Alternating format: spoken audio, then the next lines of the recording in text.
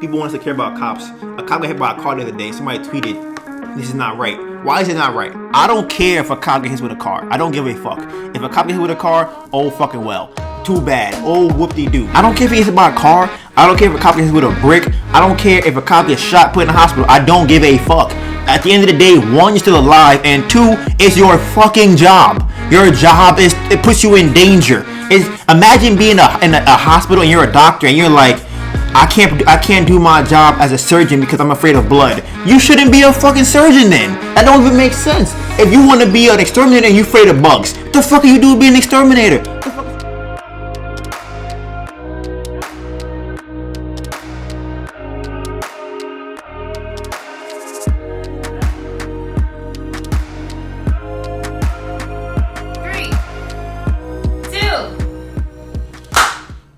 So I know y'all see this nice little setup here, you know. You probably wasn't expecting this because, you know, we're doing our thing out here. Let's see. Today is, it's 12:34, by the way. That's my lucky number, so I want y'all to know. Y'all actually caught it on camera. Y'all caught me look at the phone, and it was 12:34 a.m. In case y'all don't believe me, I'm just going to show the camera. 12:34 a.m. All right. As you know, we started the podcast super late. The podcast should have been done already by 12. Started at 10. But I wasn't in the mood. I like that it's this far away. I feel like I can look more at the camera when it's this far away. I wasn't really in the mood to do the podcast. Up until today, I really wanted to do the podcast. Let me just go over the date. It's June 2nd, by the way. And I wanted to do the podcast the days leading up to today, but when I woke up this morning, probably because of what happened last night, I was just like, I wasn't really in it. So I woke up, I was kind of annoyed. Melissa said she's gonna clean the kitchen. She didn't clean the kitchen, so that kind of like threw me off a little bit. Then I was kind of stressed out from last night, and then it was just a lot of things. What's going on? What are you making faces for? Okay, well, when I woke up this morning, I had to do more cleaning. And I was not expecting that when I woke up. So, is the mic in front of my face? No. Okay. So, yeah. I'm trying to just get myself back into mentally where I should be at. Because, like I said, I was trying to figure out what should I do should I actually maybe not do the podcast and do like a blackout day for it? I'm like, that might just be me trying to use it as an excuse to not do the podcast, because I had a lot of things I wanted to talk about, which I have on the agenda today, which I'm going to go over, and I was just really flustered. I didn't really know what I was gonna do for the whole morning. I was eating breakfast, watching some TV a little bit, texting people about what this thing is going on right now. Today they're doing the Blackout Tuesday is it Blackout Tuesday? Blackout Tuesday, where everybody's posting black squares for today, right? And that's supposed to pretty much, I don't even know what it's supposed to do. I believe the purpose of posting is so that we can only see information that pertains to the protests and pertains to the riots and pertains to actual Black Lives Matter movements. And people started putting Black Lives Matter on the post as a hashtag. So when you would go on your feed, all you would see is a bunch of black squares that say Black Lives Matter, or they just be black. So it kind of dilutes the message, because now when you're looking for something about Black Lives Matter, all you see is squares. Somebody tweeted yesterday or this morning that the music industry started that, and there's maybe a way of censorship, so you can't actually find what's going on. I've heard that, so a lot of people are trying now go in and retroactively fix that problem by telling people, hey, don't post Black Lives Matter hashtags on those black squares. Do it on something else, right? So that's kind of where we're at right now. I want to just recap. I feel like what I'm going to start doing now for the podcast is recapping last week's episode in the beginning. Anything I felt like maybe I didn't get my point across on, or anything I feel like maybe my thoughts changed on, or even something that maybe I have a different perspective or something like that. So the first thing I wanted to go on was, go with the quick things. Aaliyah's face, right? I talked about her posting a video of her responding to somebody's comments about her body not being real. I said I was gonna post the screenshots of that on my video, but I went to go look for them, and she deleted not the whole video. Either she deleted the whole video, which I don't think she did, or she was able to trim out the part of that in the video. I don't know why she did that. I'm assuming it's possible she did that because she didn't want people to put a spotlight on the fact that she doesn't like the way she feels about her body because she's not natural and she had a bunch of work done to herself. She's trying to hide that. Maybe she felt like it could be harassment, so she didn't want to put the person's name up there. But at the end of the day, she responded. The person that said that wrote in your comments. So if you respond to that, I don't see how that could be harassment. Maybe somebody told her to take it down. I don't really know exactly why she did it, but I just think that it's kind of corny that she would put it up, post about it, and then take it down. And like, it just goes to me, it shows me like I don't really believe that she is confident in herself about having plastic surgery on herself, on her body, because I really think when you get plastic surgery, it highlights a lot of your insecurities. Even if you think they go away, they never actually go away. I also want to talk about the Joe Rogan podcast. I felt like last week I said that I don't know how good of an idea it was. I think that now it's more so like a marketing thing for Joe Rogan. I feel like now he can use Spotify as the machine behind him to actually market what they're doing. So YouTube wasn't really a partner with Joe Rogan. He was on the platform, but they weren't pushing him. But I feel like now that he's on Spotify, they will actually put up a bunch of billboards of him on their platform. You'll probably see a bunch of different Joe Rogan videos coming up. So he'll have somebody actually now pushing his content forward. And my whole thing before was maybe people won't know about him. But when you're in like a bubble, like I kind of am, I wouldn't even call it necessarily a bubble, but it's hard for people. Things that I know, I think everybody else knows, and that isn't necessarily how it works. I may find somebody that has 20 million followers or has, hundreds of millions of downloads, and I'll talk to somebody else, and they'll be like, I've never heard that person in my life. And I'm pretty sure that there's a lot of people like that who have never heard of Joe Rogan.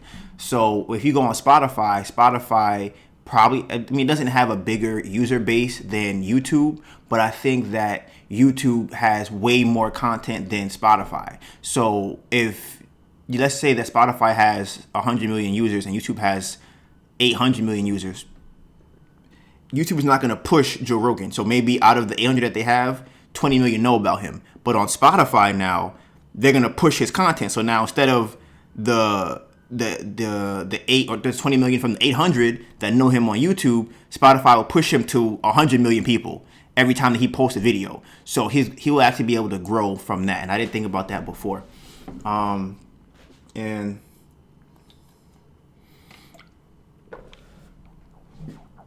I also I tried to compare obesity to the coronavirus, and I felt like I didn't actually get a good way. I couldn't come up with the proper way of making that comparison. So I decided that it was not a good comparison with the obesity because I personally don't believe that I believe that obesity is a choice. So it's hard for me to try and compare that to the coronavirus. But I think a better comparison would probably still be the flu or some other kind of disease or something like that you can catch. As to why people shouldn't be afraid of it, and that's to compare the numbers and see this is not that serious, and there's another agenda going on here. I just don't know what the agenda is, but something is happening, and I think that the coronavirus may have been the start of it, but there's a big play going on right now, and I'm not sure exactly what's gonna happen, but I do know that somebody is trying to do something, or some people are trying to do something. I'm going to touch on that later in the podcast. I'm still going over the recap right now. What else? When I had the issue with the Karen lady, I had said that I don't think you should fight crazy with crazy because I called her a pedophile when she called me something. I think a better way to handle that, I was thinking about on that podcast, would to say something like, when she yells at me, I love you. I love you. You're a beautiful person. You have nice shoes. You have a nice shirt. I like the way you wear your glasses. Have you been working out? So I'm still on the fence about that, but I think that may alleviate the problem that I come across. But until I do it, I won't know how it feels because I don't want to get into a habit of trying to appease the people that are trying to assault me, or who are trying to who trying to oppress, don't like me, things like that. I don't want to get into a habit of being like, yes, you look nice, you look good, and things like that. Even though it is a way of winning that situation without violence, unless I guess it's needed. But in that situation, it was an old lady. It wasn't needed. So maybe I could have done something like that to make myself feel better in that moment. Also, winning that situation without actually having to use any physical actions or violence. And I also wanted to retouch on the points of education. Melissa. So since I can't see the can you make that smaller? Like the whole screen, if you minimize it on there. The screen? Like if you press command, no. If you press command minus. Yeah. Can you keep going? Keep going. Cause I want to be able to see the dots. Like the. I could put a sign there instead because I think it's hard for you to read like that. I can see it, but okay, you can make it bigger. But can you just put a check mark? Yeah, I could do that. Yeah. That's mad big. Jesus Christ. Yeah, I just want to make it easier for you to see. Yeah. Yeah, the setup is fire. I'm still not sure how I feel about the camera though. It's still kind of weird. So, you want me to check anything off right now? Everything. All of these? I finished everything. Okay. And then I feel like it's very professional. I kind of wanted the podcast to be a little bit casual. Oh, you can see. Oh, there were no bullet points on that. That's one. Okay. So I want it to be a little bit casual, and I feel like this is definitely leaning more towards professionalism, because I feel like I feel different sitting in this setup. Like I don't feel as casual as I do. That could be because I've been working on how I'm gonna approach the podcast, but I do feel a little bit more like, yeah, you doing that shit. You feel me? So, actually, can you go? I'm gonna talk about 3 things I have on the agenda today. It's anxiety, the police, and what's the other one? Can you scroll down? Race, that's the last one. And the media. All right, so I'm going to save anxiety for last. I'm going to talk about the police first. All right, so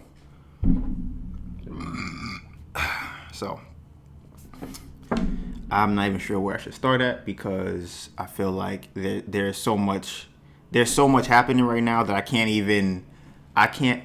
there's so many things happening today in the last couple of days that I really don't know where to begin. First thing I want to say is I hate the police, right? I hate all police officers, and it's a very blanket statement. And the reason why I hate all police officers is because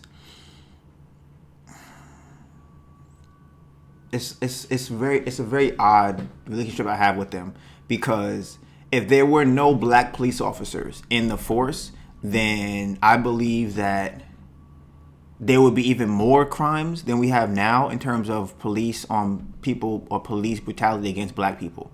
So I kind of have a problem when I say that, because I know there are probably, there has to be some cops doing the right thing, right? But what the problem is that you go into a system that was designed for you to harass people and to brutalize black people. That's what the system was built for. People say it was for law and order, but the only time that law and order is really kept and upheld at that high, at that physical level when it comes to black people. And for a black cop to say, well, I don't do that, is if you're on the force and you see one instance of a white person doing anything one time at all to anybody who is black, you are now part of the problem. All you need is one time. It don't have to be I forgot, or I should have, or I could have, maybe next time. The minute that you allow that to happen, you are now part of the problem. And I really compare, and I actually had this before I started the podcast, I had an episode that I want to talk about where I bring a cop on here and I want to talk to them about what it's like being a police officer, because I don't know. and I only hear about what they say about how it's supposed to be scary and they don't know what's going to happen to them, but I don't really believe that. But at the end of the day, I believe that a police officer is the same as a Nazi. And if you was to ask a Nazi now and you said, hey, well, all Nazis aren't bad, just some of them are. You know, there was one Nazi that was saying, hey, we shouldn't, kill the Jews. We shouldn't rob these people. We shouldn't be murdering these people. Nobody would care because you're still at the end of the day a Nazi. So I feel like that's the same thing with police officers, where it's like, okay, fine. You have one cop in a precinct of 100 cops who all of them are outside brutalizing black people. But then you have one cop or two cops who are like, yeah, that's not cool, man. And it's like, okay, now what? You say that's not cool. What are you going to do? Are you going to fight him? Are you going to report him? Or how are you going to fix this problem? That is why I have a problem with police officers, because I don't think that they really have the ability to fix what's going on right now. And there's a mayor in Atlanta, Keisha Bottoms, right? And she fired 2 officers the other day. No, not her. They have a mayor who's black in Atlanta, and then I believe the police chief is also a black woman. And there was an incident. Maybe I'll post an article in this page in the description of when there was 2 kids in the car going somewhere. I don't know if they were going home. Maybe they were leaving it was around the time they instituted the curfew, right? And they slashed all the kids' tires. They busted out the windows. They tased them while they were in the car, dragged the woman out the car, beat the guy up, and dragged him out the car. And I'm just like, what the fuck am I looking at right here? Like, this don't even look real. Like, this look like, even in Grand Theft Auto, you only have the ability to drag somebody out the car. You can't beat them up, tase them, slash the tires, and drag them out the car. And honestly, I think were they pepper sprayed too? Yes. So I said it wrong. Okay, so they slashed the tires on the car. These are white cops. Slashed the tires on the car. Not only did they slash the tires on the car, they busted out the windows to the car that the kids were in, right? After they did that, they pepper sprayed the kids while they were in the car. After they pepper sprayed them, they tased the kids while they were in the car. After they tased the kids, they opened the door and dragged a girl out the car and handcuffed her. The guy was still in the car. They beat him up and then dragged him out the car. They broke his windows. Oh, no, I'll tell that away. They broke the windows. Yeah, and they dragged him out the if So they got fired by the police chief, who's a black woman. So in instances like that, it makes sense to have somebody black in charge, because if that wasn't the case, they probably would never get fired, right? That might never happen. But then it's a double-edged sword, because I see another video or multiple videos of black cops who are harassing black people. And it's just like, so now not only do we have racist white cops, right? You have racist white cops. Then you also have white cops who are just kind of passive and complicit in what's going on. So they don't really say anything. They may be against it, but they don't want to get fired, so they don't say anything. So they fall into the same category as the white cops, because you have one cop doing a crime and one cop not stopping him. So you got 2 cops allowing something bad to happen. Then you have the black cop who doesn't want to get fired, so he is also not saying anything. Then you have another black cop who's actually trying to get cool with the white cops, and he wants to get up in his role and position of police officers. So he decided, you know what? Maybe if I go out and attack these black people, maybe I might get promoted, right? So now you got 80% of the 100% of people who are complicit or actually overtly attacking black people, right? And then you have one cop who's like, yo, I shouldn't do that. You got one black cop on the force who goes, yeah, man, that's fucked up. Now it comes down to, okay, yeah, one black cop that says that, but what is he doing? Is he saying it's fucked up? Is he pulling the people off of the cops? Is he beating the cops up? Is he reporting this? Is he going on the news and making a statement? Is he posting videos behind the scenes of what's happening? What is he doing? Is he just saying it was a bad thing to do? And that's why I'm like, okay, you're in a system that you by yourself cannot fix. You can change, you can save a kid here, a couple people there, but the overall system you're in is built on trying to find the worst in people and then putting them in jail and using them to get money for the IRS and using them to pay for the bills you have for the precinct. That's what the cops are there for. And at the end of the day, I think it's so funny to me, because maybe it happens. I don't really know situations like this where the cops are actually helping people. I can't think of time that that's happened. Do you know any time that you can think of in your life? I'm being honest. Like, do you know any time that you think where the cops were like being helpful, saving somebody?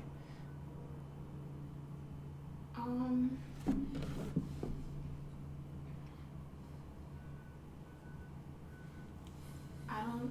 This is probably just a me thing. Mm-hmm. But I know that when I would be walking home in the nighttime in Rockaway, like leaving work late, I felt safer that there were like officers around. Like you'd see a police car, you might see a couple of officers on the block, or you might see a car with nobody in it. But that made me feel a bit safer walking home, like late at night. That's the only thing I could really think of, and that's not really them being proactive. Right. That's what I was thinking. It's hard. I'm hard pressed. There was one. Okay, I have one time, but I'm very hard pressed to find situations where cops are actually saving people, where they're actually protecting people. I can name numerous accounts where they're harassing people or giving somebody a ticket or a fine. They do that way more than they're out there saving people, because the people that are hired to do these jobs are not actually there. They're not trained in helping anybody. They don't know how to de-escalate situations. Most of them are 5'5" and can't fight. And other ones on top of that, they're scared of everything. So how can you expect them to pull up to, let's say there's a fight, and there's these 6'6" white guys fighting a lady. What they gonna do? If the white cop decides he wants to fight these little cops, they can't do anything. All they're gonna do is try and tase him or shoot him. God forbid that the white cop actually wants to do, like the white guy actually wants to beat them up, right? So, but what you know what they can do? They can write you a ticket for drinking outside. They can write you a ticket for speeding. They can write you a ticket for littering. They can do that real easy. They don't need no muscle. They don't need any intelligence. They don't need anything to write you a ticket for. You run a red light on your bike, they'll give you a ticket for that. But when it comes to, hey, I'm in danger, can y'all come here and save me? Either one, they don't show up. Two, they show up late. Or three, when they show up, they don't do anything about it. It's just, hey, we're here. And it's like... Yeah.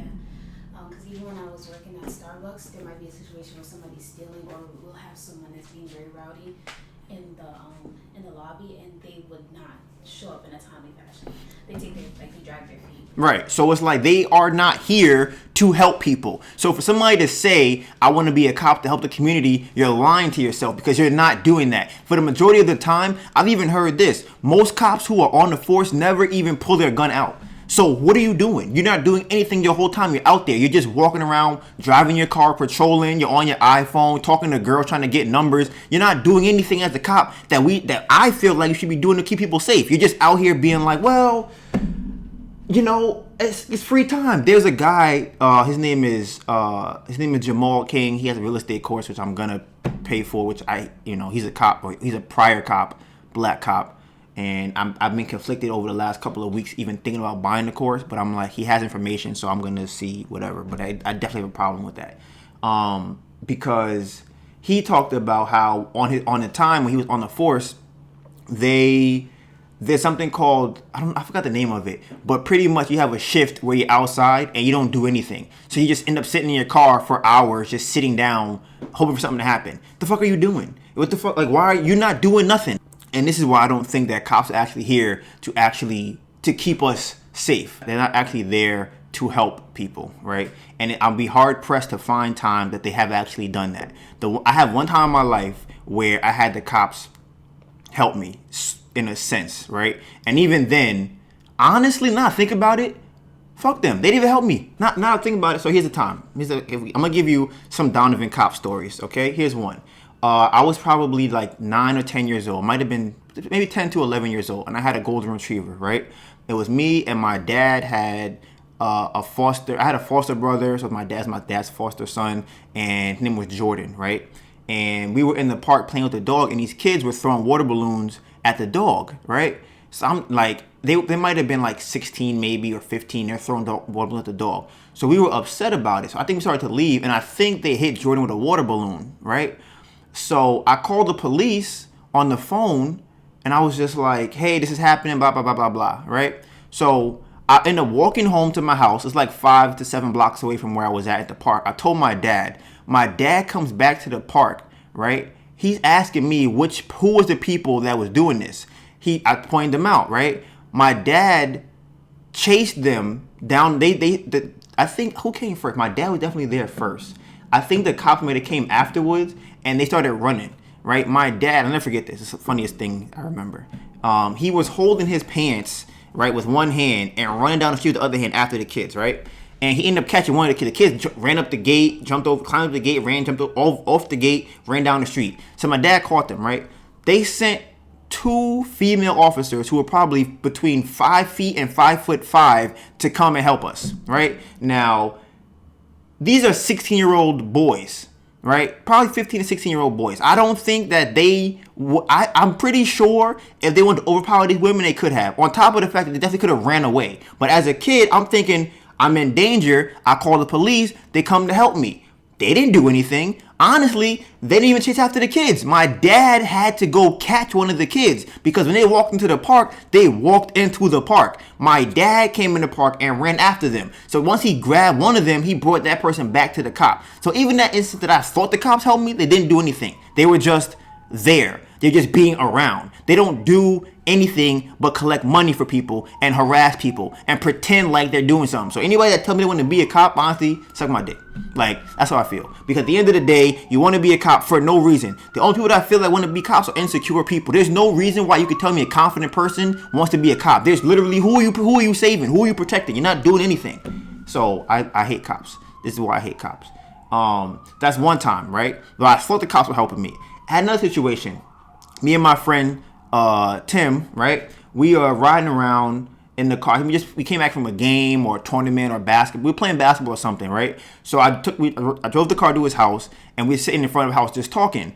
And on the way to his house, we had seen the cops had pulled over somebody else, and we were just like, that's kind of odd. And I think they pulled him out the car or whatnot. I was just like, that's whatever. So we go to his house. We're sitting in front of the house talking. It might have been the lights. I don't know. We had the car light on. Either way, we were in a parking spot in the front of his house, right? A cop comes up from behind in their car, comes up to the window, and already I'm just like, the fuck is he? Like, who's coming up to the, first I'm thinking, who is coming up to the car right now? Then I see that it's the cops usually look the same. They usually look really like big up here. They just usually have a fitted on with a white t-shirt. They look like dickheads, right? Think of a dickhead, and that's usually how a cop would look. And then at the end of the day, so then they come to the car, and I'm like I said, I don't like cops. So, and off top, whenever I see a cop, I'm like, I hate you. Like, that's just my first instinct is I hate you. But if I have to ask for directions, I'll ask. If I need to something, I'll ask you. But I hate you as a person and as a being. I hate police officers. So he comes up to the car, and I'm like, what the fuck is he? What does he want? And I see him come to the car. So I go to roll the window up. He put his arm in the car, right? Unlocks the door to the car and tells me to get out the car. And I'm like, get out the car for what? Like, what am I getting out the car for? Like, what are you getting out? Like, what happened? He goes, oh, well, we got a call that a guy in a white tank top pulled a gun on an old lady. I'm like, what the fuck are you talking about? I'm like, first of all, it's nighttime right now. So you telling me that you were able to see me in a tank top driving down the street at night in the front seat? How you see through the seat to see what kind of shirt I'm wearing? And you come to the car. Then not only they pull me out the car, they told Tim to get out the car. They made us sit on the sidewalk, and then they searched the whole car. Now me, I'm very confrontational when it comes to situations like this, because I'm like, I get really annoyed when I feel like a cop is doing some bullshit like this. I go, what the fuck is wrong with you? So I don't even want to get out the car. Tim's like, yo, come on, get out the car, man. I'm like, yo, I don't give a fuck. I'm not trying to get out this car because you cannot search my car for no reason. Just because you pull up and say I want to don't mean you can. But I'm like, you know what? I'm not by myself. I would probably not get out the car if I was by myself, but I'm with somebody else. So I'm like, you know what? Fine, let me get out the car. So we get out the car, they search the car, and I'm just like, I'm pissed because I'm like, this is some fucking bullshit, right? That's time number 2. Time number 3. This is when I was probably like 7 or 9, and the cop pulled up to me at 7-year-old and tell me that it was me and my friend Xavier. I'm pretty sure it was Xavier or Jordan. It was one of them, and they told us that we pulled. If you ever see on the corner, sometimes they have this red pole and it has a blue like a latch and a red latch. One is for the fire department, one's for the police department. They said that we pulled that, and that's why they came over to us, because they got an alert that it was pulled by us. And I'm looking around like, there ain't even nobody over here. I'm like, and I'm like, this time I'm 7. I'm like, or 9. I'm like, what the fuck are y'all talking about? We pulled the thing. I'm like, and like I said, I just get upset because I'm like, what are you accusing me of? Why are you saying I'm doing this? They were like, oh, well, it wasn't you guys? All right. And just pulled off. Now, these things that happen over and over again become traumatizing, because it's like, why are you even questioning me about this thing? It doesn't make any sense for you to come up to me and ask me these questions over and over and over again. And this is the problem that I have with certain people. One of the people being Ben Shapiro, where he'll try and say, how do we fix racism if we can't see it? It's like, or people will even say that it doesn't exist, and how do we prove it? When you experience it, you know what's happening. You can look at somebody and tell that they don't like you for no particular reason. You can look at them and tell that it's something race related. You can just tell, right? So then that's another situation. Another situation was when I went to Potsdam, and the police were called for a domestic violence situation, right? Oh, let me rephrase that. My ex lied and said that I hit her. So the police came, right? No, actually, that's not correct either. I'm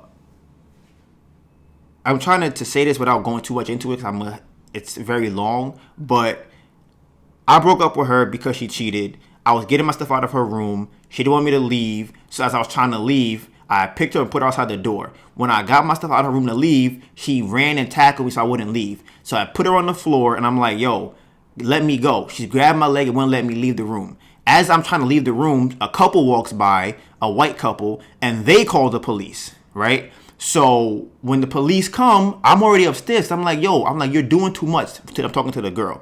I'm like, you're doing too much. So I end up leaving, and then I end up finding out later that when the police asked her if she did anything, she said, if I did anything, she said no multiple times. Then they flashed the light in her face and said, are you sure that happened to you? And then she said, yes, I hit her, right? So then I asked the cop, when the cops came to my room later that night, and they arrested me on this charge, right? So I'm like, what are you talking about? I didn't hit nobody. What do you mean? So in my head, my naive mind at the time is kind of like, well, you didn't do anything wrong, so you won't get in trouble. Like, if you're not doing anything wrong, then it's fine, right? But so they arrested me. I'm explaining the story to them, because that's what happened. They asked me what happened during this event. I'm explaining it to them, right? I forgot about this whole part of the story. So they came to my room and asked me what happened, right? And I'm like, explain the story to them. So I'm like, yo, as I'm trying to leave, I'm holding her down so she can't keep grabbing me. I'm like, she bit my arm. The fuck does that mean? What does it say? It says something went wrong. Part of this video may not be saved. I don't even know what that means.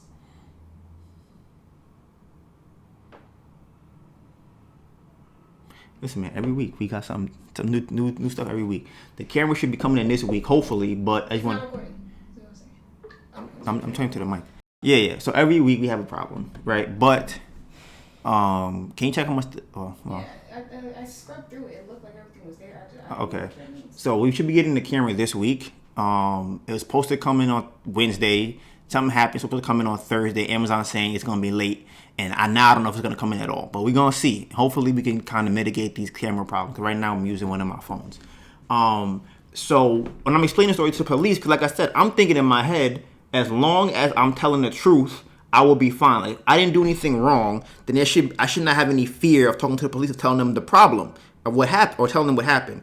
So as I'm explaining the story to them, they're trying to kind of like, I don't want to say coerce me, but I'm holding her down. I said I have her arms crossed over her chest, so she can't hit me, she can't bite me. They were like, so like where on her chest? I'm like, I don't know, probably like right here. They were like right here. I'm like, I don't know, like it was on her chest. I wasn't thinking. They were like, well, that's close to her neck, so that's some type of asphyxiation, so you got to come with us. I'm like, what? In my head, I'm like, are you saying I choked her? In my head, I'm like, I can't even process this, because this doesn't make any sense to me. Like, I'm like, what is going on? So they arrested me. They were being rougher than I felt they had to get me outside. Mind you, I'm being completely compliant with everything. So I'm like, I don't understand why they grabbed me like this. But I'm like, whatever. So then I'm showing them the bite marks because she's biting me. And I'm like, what about this? Like, can I file a report for this? They were like, no, you can't. I'm like, what do you mean no? I'm like, what do you mean no, I can't file a report for this? They were like, well, you can't do that, right? So, okay, I'm annoyed by that. This is my first interaction with the cops that day for that situation. Later that night, when I got put into a precinct or a jail, whatever you want to call it, and I posted bail, and the cops would not let me leave the jail while after I posted bail. I was just sitting there. So I'm like, hey, I see the facts came in. My dad paid the bail. Why am I still in here? They're ignoring me. I'm like, hey, I can see it. I know that it was paid. What are y'all doing? They just, mind you, it's the middle of the night, so nothing's happening. They just walking around, la, la, la, la, la. Until they feel like they want to go and bring me out. I'm like, all right, okay. Y'all want to play a stupid game? Fine. So they let me out. So I'm like, all right, cool. I call my roommate. Yo, can you come get me? I'm here, blah, blah, blah. I said this in one of the old podcasts. This is when they decided that they was upset that I posted bail. And they were like, we want you to leave the precinct right now. I'm like, that's fine. I'm in my pajamas and I think I might have slippers on, or I might have slippers and socks. Or I might have slippers and socks. And I'm just like, I definitely was in my pajamas. And I'm like, yeah, look, I'll leave as soon as the police come. As soon as my friend comes to get me, I'm gonna leave. It's snowing outside. It's snowing, and there's snow in Potsdam, which is probably like 2 feet high. And I'm in Potsdam. That's where I go to school at, which is upstate New York, where I've never been other than for college. And then where they took me to was a different city in New York. It was not in Potsdam. It was a whole place I've never been to. It was another school that's up there. I had to go to. I was staying there, right? So I don't know nothing about this place. I don't know how buses run. I don't know how to catch a cab. I don't know if the cabs are out here. I don't know how anything works. They're telling me I have to leave. So I'm like, I bet. Now, the guy is pulling on the door, like, because he's mad that I won't leave. I'm like, listen, I'm going to call my friend. He's yelling, you posted bail, right? You posted bail, right? Just leave. Just go out and leave. You posted bail, right? He's banging on the door to try and get it open. He's telling the guy in the back to buzz so he can get in to grab me. I'm like, yo, he's wilding. I'm recording him like, yo, what are you doing? And he put my hand behind my back. And I'm just like, I don't want to get killed in this situation, or I don't want to get seriously injured. So how can I avoid some type of problem? I'm like, you know what? I'm gonna leave. So I'm gonna let him push me out the door. So as the door opens, he throws me out into the snow, right? And I'm just like, what is the point of being angry for? If I posted bail, why are you upset? I have a person coming to get me. What is the problem? So I had to find a way to get back to somewhere so that my roommate could get to pick me up, because I couldn't stay where I was because I'm outside somewhere else. There's no street lights near me. There's a house that's probably like a quarter of a mile away from me. Then I have to run past the house while it's snowing down some path to a highway, kind of, sort of, maybe, or a street. And I have to run down the street to find a place to go to where it's light, so I could go inside and be like, all right, there's a store. I can call my friend to come, my roommate to come get me. So that's one situation I had with the cops. Another one where I got arrested for running a red light on my bike, right? Where this situation, they pulled up on me and they told me that I ran a red light 4 blocks back. And I'm like, I know I didn't run that red light because I waited till it turned green. I saw y'all next to me and then I went and with the light. They're like, no, you said you run the light. I'm like, I didn't run the light. They're like, oh, can you pull this up for me? Can you find out if do I have to show my license? Do I have to give a cop my ID in New York, right? So I'm like, yo, they asked for my ID. I'm like, for what? I'm like, I'm not giving you my ID. I don't have to give you my ID. I'll give you the information that you need, but I'm not giving you my ID. So they getting upset. Now, it's 2 little ass cops. It's like, they're like 5. It's an Asian dude. No, he's a Spanish dude. And then there was another cop. Bro, as I'm saying this, I'm remembering more stories. So that one, it's an Asian, a Spanish cop and an old white guy. And I'm just kind of like, they're trying to arrest me and throw me on the car hood, and I'm just kind of like, I'm just standing there, because I'm like, I'm not gonna let y'all throw me on the hood or on the floor. But they're so weak. I'm like, bro, how can y'all be cops? I'm not a bodybuilder, I'm not a fighter, but y'all can't arrest me for this. I'm like, y'all ain't shit. And then I'm like, first, y'all shouldn't even be trying to arrest me for this bullshit. But then, like I said, here's the thing about that. I understand that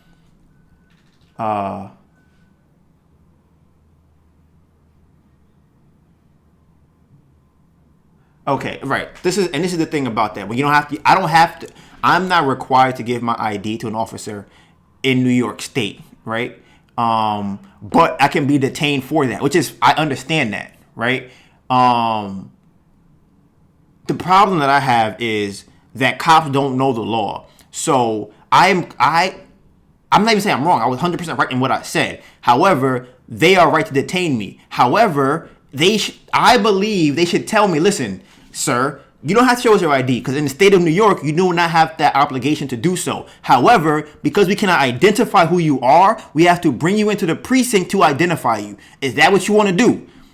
If you don't want to do that, you give us your ID. You go, okay, boom, then we have that conversation then. That's not what happened because they don't know the law. Because you expect these dumbass cops to go and to school for 5 weeks and know what people go to law school for years. They have to practice law. They're supposed to know this shit in 5 weeks. They don't know anything. Then when I got arrested for that situation, they called 2 cops. Those 2 cops came. They called backup for me. 8 more cops pulled up. 4 cars, mad cops pulled up, threw me on the floor, had my face in the cement. They had my finger losing circulation. They cut my strap on my bag to get it. It was just a whole fucking situation with that, right? Then as I'm sitting there, I'm in the precinct. I see them looking through this big ass book to find out what they could charge me with. They were making shit up, right? It's a big ass book with laws. They don't know. They're like, I could use that one. Oh, this one is good. So I got charged with inciting a riot, resisting arrest, and 3 other types of ridiculous trumped up charge, like ridiculous stuff. So that happened with that. Another time when I was riding my bike, a cop pulled me over for having my headphones in on my bike, right? So I got pulled over by a cop, right? It was me and Tim were riding our bike, and we got pulled over by the police, right? And I remember the guy was telling me that I would have my headphones in or some bullshit like that. Or I wasn't wearing a helmet, some bullshit, right? And I'm looking around. It's a black cop. This is why I be saying fuck all of them, because he pulled me over talking about I didn't have that stuff. I'm like, bro, you ain't pull over. There's a white lady right there. These white people just rode in front of me. You ain't pull none of it. You ain't pull nobody over but me and Tim who are black. You ain't pull nobody else. I'm looking around. I'm like, look at this person. Look at that person. People that just passed you. You ain't pulled nobody over, but you want to pull us over? I'm like, some fucking bullshit. And I told him, I said, look, if you have a fucking daughter, I said, if you have a fucking daughter, how would you feel this happening to her right now? How the fuck would you feel this happened to her, right? Then I could tell that he had a child and that he kind of thought about it, but he didn't want to let us go. Tell me why. I said, look, we were at work because I'm a bike messenger. We had to call the office at the time because they were the smaller company then. And they sent a white guy over who came over to us and then was able to talk to the cop to let us go. Now, make that make sense? How they called this guy who was white. He came over from the office, right? At the time, I said, we know the guys who worked in the company. He came over, talked to the cop, and let us go. And I'm just like, the fuck is wrong with you? I'm like, why the fuck you had to wait for this white guy to come over here for you to let us go? You're black, we're black. Just say, yo, you know what, bro? I'm bugging. Go. But no, you gotta wait for the white guy to come over. The hell be saying? Fuck all the police officers. I don't give a fuck if you're black, if you're white, if you're saying you're helping or you're not helping. If you are not, you should be known. When people pull up your record as a cop, it should be very well known that you report cops all the time. Everybody should know who you are. If I don't know you for that shit that you're supposed to be doing, then you're not the cop I should be. You shouldn't be a cop. That's how I feel about that. So there's that situation. What else I'm trying to think about? Where I had one time where they said the cop said I ran a light on my bike. I was riding my bike and I ran a red light on my bicycle, right? And the cops chased me in a car, right? I made a U-turn. They drove on the sidewalk or multiple sidewalks to give me a ticket for running a red light on my bicycle in Brooklyn where no cars are at. There was no cars there, but they decided they're going to chase. They were driving on sidewalks to catch me. Somebody make this make sense. And I'm not even going that fast. I'm like, are they chasing? I'm like, they're not chasing me. I'm like, they're not chasing me. I make a U-turn. I'm like, they really chasing me. I'm like, you know what? Should I try a runaway? I'm like, nah. I'm like, I'm riding away, but I'm not really pedaling fast to get away. I'm kind of just like seeing what's going on. And they really are. The fact that they were riding on the south to try and get me just shows how retarded these police officers are. So I had that situation. I'm trying to think. Other times I had interactions with the police. I mean, I've seen I've seen cops search people's bags on the street. I've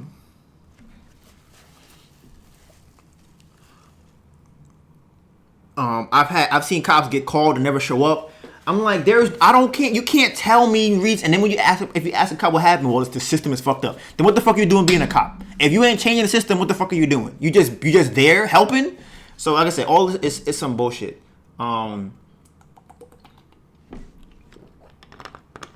every time, for anybody that is a mayor or a chief or whatever, and you're a cop and you're black, any slight chance of racism or overuse of abuse should be, that's a long time, you should be fired for it. If you become a black chief, fuck all the white people who are cops.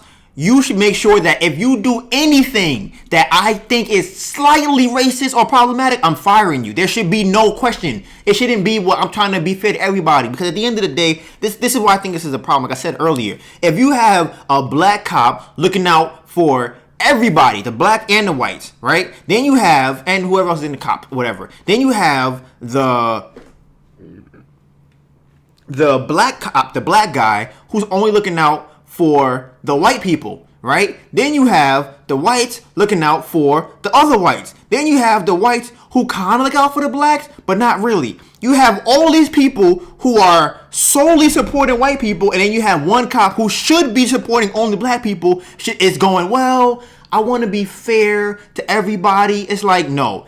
The table was not set up fairly. So for you to make it fair, you have to be unfair. That's the only way you can make it even. Because if they're taking more than they should be taking, you have to remove what they took from you and put what you already have. So if you have a pie of 100%, and they took 60% or 70% of the pie, how you gonna make it even? You can't take 50% and make it even. You gotta take back the 50 that you owe and the 20 that they took from you to make it even. You can't just say, I'm gonna just take only half of the pie and that's fair. That's not how that works. So if you are a black cop or a black person in this situation, you need to be doing more. You need to be doing extra. You need to be making sure that, oh, it's a cop, a white cop is doing something wrong. I'm gonna make sure that you know this never happened again. That's how it's supposed to be, because the white cops are doing it. The white people are definitely doing that shit. They firing black people, they hurting black people, killing black people all the fucking time, and we just doing what? We over here like, well, we want to be fair and we want to be impartial, and all that's some bullshit. So that's how I feel about cops. Also, one of the things I was looking at recently is the fact that they say that cops are, they like to say that, oh, white cops get killed too, but nobody talks about it, and all this other bullshit, right? So I found that there's an article that I saw. I seen like 3. I got through the 3, and I'm like, and this is something that someone else posted. I gotta take a deep breath because I get annoyed when I talk about police. So that will help me to slow down. The cops. People like to say that cops don't only shoot black people, white people also get killed, right? There's a situation where, can you click on that link? Where a guy, I think his name is, I want to say Daniel Shaver, begged officers not to shoot him, right? Now that's the headline, right? And the guy's name is Daniel Shaver, DanielShaver, right? Now I read the article, and the article says that, let me make sure this is the right one. Go all the way down to the bottom. Yeah, this is the right one. So pretty much, he was an exterminator, right? And he has a pellet gun that he would, I guess, shoot birds and rats with, right? So somebody had called and said that they saw him with a gun. So somehow the SWAT pulled up, which I think or may have been a SWAT. They had some crazy artillery I'd never seen no regular cops with, but they pulled up for him, right? The guy, it was 2 of them. They lay on the floor. The cops are pointing these big ass guns at them, and they're saying, "Hey, get on there!" With a yelling, "Get on the ground! Get on the ground! Don't move! Crawl over here! Don't just crawl over! Keep your hands on the floor! Crawl on your stomach! Stay on your belly and crawl!" Right? There's 2 guys. They arrest one of them. They put him in handcuffs. They go, "Okay, sir, you're next. Follow my directions. If you don't, I'm gonna shoot you. I'm gonna shoot you a bunch of times. I'm gonna light you up. Do not do anything I don't say to do." They said, "Do not reach for your pocket. Don't reach for your belt. Don't reach for your pants. Don't reach for nothing." Right? So they go, okay, you're laying down. We want you to sit up, get up on your knees, and keep your legs crossed behind, keep your hands up, right? He's up, moving his hands around. He's like, okay, I'm doing the thing you told me to do. They say, okay, now put your hands on the floor and crawl over here, right? He starts crawling. Tell me why this man reached for his back pocket while he's crawling. They shot him so many times. They lit him up, right? Now, black people will get shot just like this. They'll be just like this getting shot. There was a time, I mean, bro, the list is so long. Wait, that was a white person, Daniel Shaver? Yes. Oh, okay. White person got murdered just like that, right? And it's like he was called for an actual gun. They didn't know if it was a real gun or not. And he was reaching in his back pocket when they're pointing crazy ass guns at him. And the white people want to be like, well, he got shot too and he didn't have a gun. He had something and he reached for something. As opposed to there's no call about nothing and you reaching for it. They shot him. Oh well, you got shot, bro. Don't reach for shit you shouldn't be reaching for. That shouldn't be it. But like, there are times I've seen situations over the last couple of years where a cop will shoot a guy in his car as his hands are on the wheel. I've seen times where they shot, I think it was a mentally ill person who was laying on the ground. They shot him. They shot a guy who had a knife. What was that guy's name who was walking away? Do you remember him? It was a big guy. He had a knife. He was walking away from the cop and they shot him in his back. There was a guy who was running down the street just the other day. I forgot his name. I don't even know who his name was when I was running. Who was in the car chase? Something. They shot him. Bruh, there's a fucking... Bruh, if I pull... Can you Google this too? After you Google that, I'm going to put it on the screen. Can you look up unarmed shooting by black police officers in the last 5 years? And just come up with the names. I want to see how many names there are that come up. Because it's fucking ridiculous. It's fucking ridiculous. And like I said, people want us to care about cops. A cop got hit by a car the other day. Somebody tweeted, this is not right. Why is it not right? I don't care if a cop gets hit with a car. I don't give a fuck. If a cop gets hit with a car, oh fucking well. Too bad. Oh whoop-de-doo. Black officers killing people? No, white. Black people getting killed. Unarmed black people. Unarmed shootings of black people by police officers. And I don't care if he gets hit by a car. I don't care if a cop gets hit with a brick. I don't care if a cop gets shot, put in the hospital. I don't give a fuck. At the end of the day, one, you're still alive, and two, it's your fucking job. Your job it puts you in danger. Imagine being in a hospital and you're a doctor and you're like, I can't do my job as a surgeon because I'm afraid of blood. You shouldn't be a fucking surgeon then. That don't even make sense. If you want to be an exterminator and you're afraid of bugs, what the fuck are you doing being an exterminator? What the fuck is wrong with people? This is what I'm saying. Like, this is the kind of dumb shit that annoys me, where it's like, we try to have sympathy for these people. Fuck the police. Fuck all of them. I don't care about any one of them. Even yesterday, I had a situation where a cop... I was trying to go home yesterday, right before they set this. Jesus. Yesterday, I was trying to go home, and they put up a barricade on the train because they had a curfew. So then, before the curfew, I'm trying to leave to go home from work, and they're like, "You can't come this way. They got to go around the corner to the other entrance." I'm like, "Fine." I'm like, "You know what? I'm not trying to be problematic. I don't want no problems. I ride around."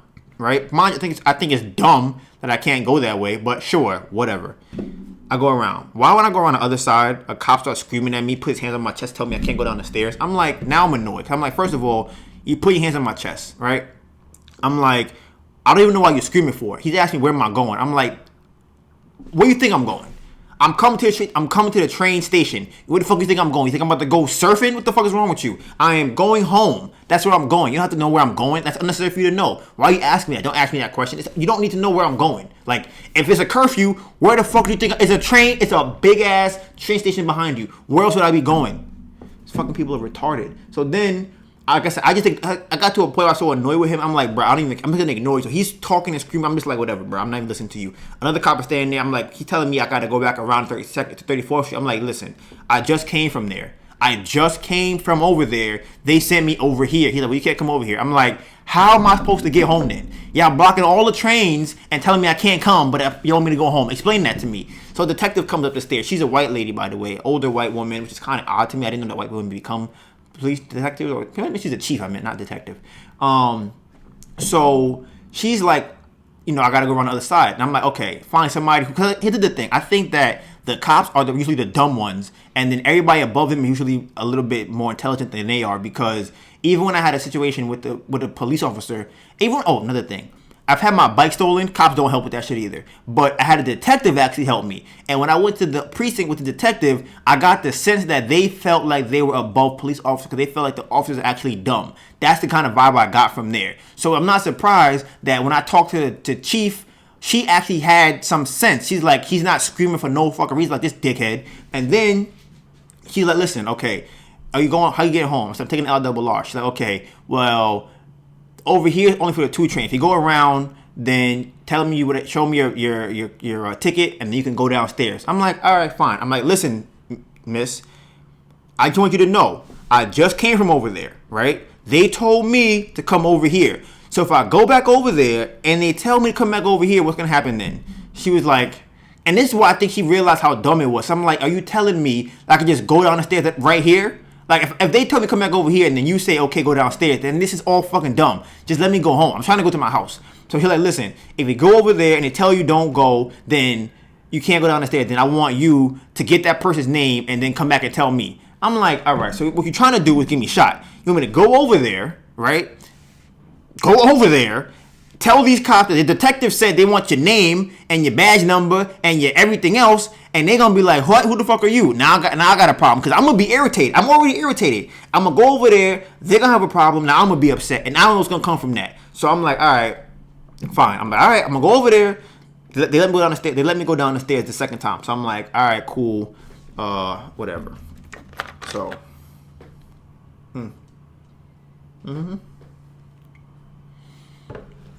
They're not giving me like enough information.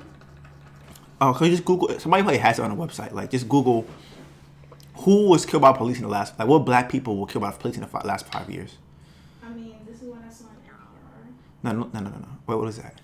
Okay, I don't know these people's names. I mean, that's what it is. Yeah, no. I'm just if I know any of those names. Let me see. Go back up. You do.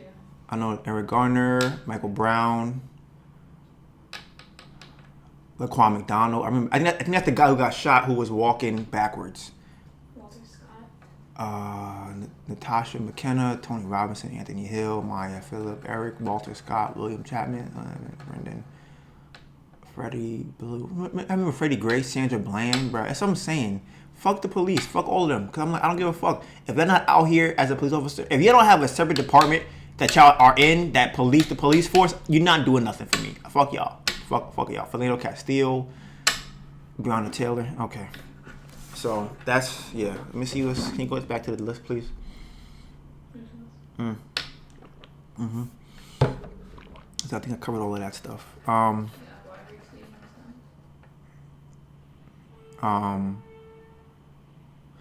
right. This is another line I want to make sure I get off. Is that this is why I think that retweeting people's names are dumb, and we should actually be doing something, because we retweet this. I mean, everybody says this, and I just think it's something that I'm just gonna say it again. What the fuck is retweeting? It's absolutely nothing. If they're not gonna go out and put real energy to doing something, then don't fucking tweet shit at all. Then, because nobody give a fuck if you tweet some shit. Now we all could just know somebody died today again. Some bullshit. So, anyways, that's what I want to say about that. Can you scroll up a little bit?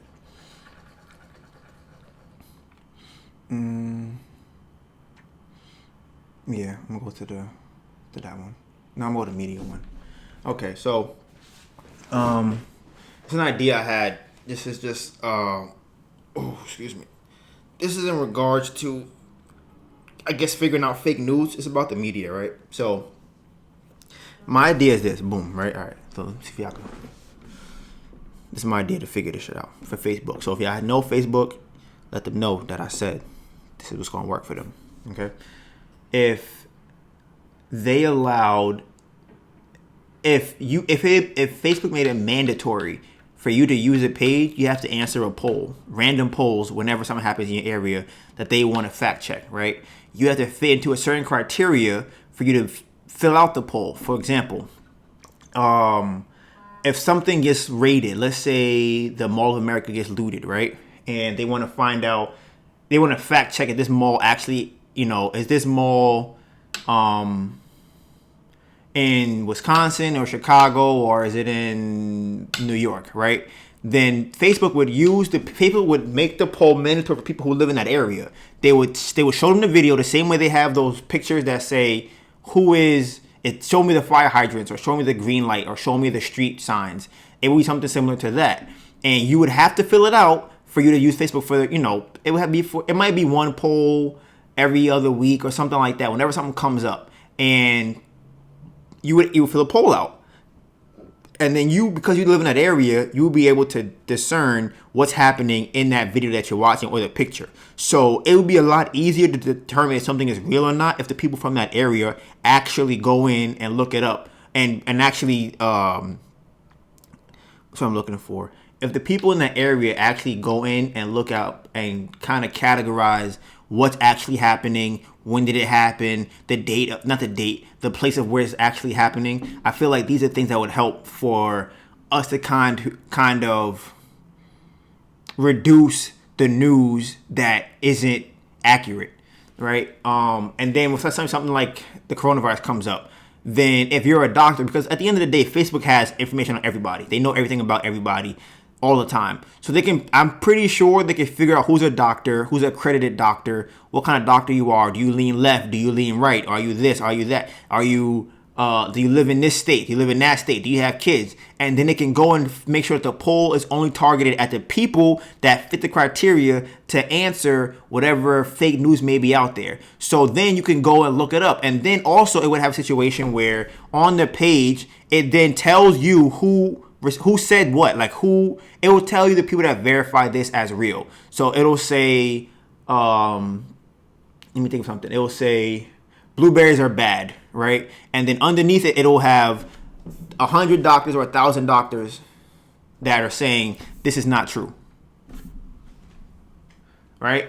And then it'll have a green mark saying verified by Facebook. This person is a doctor. This person is a nutritionist. And that way people will feel safer with that information because now we know who verified this. Actual people verified this, and they are the ones. I can go to their page and click on their page and be like, oh, this is a real person. If they actually eat healthy food, they actually know what they're talking about. So I think that and maybe they'll have a percentage of people like, okay, out of the 1,000 doctors that we showed this poll to, 97% that this is real news.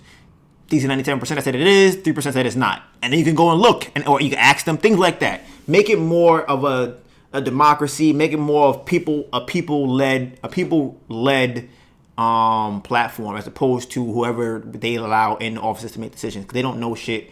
That's just how it's always been. And